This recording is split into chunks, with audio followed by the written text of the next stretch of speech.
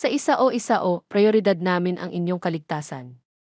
Alamin ang tamang paggamit ng kumot na pamatay sunog.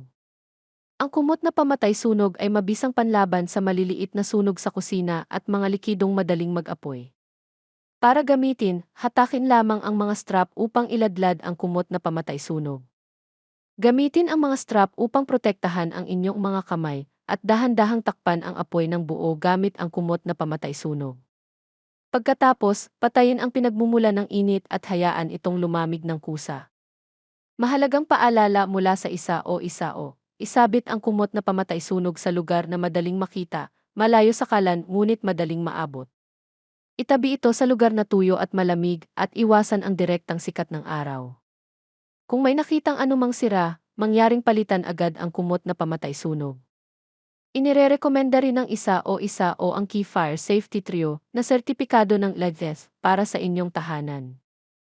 Bisitahin ang alinmang isa o Lie Store upang malaman ang higit pa.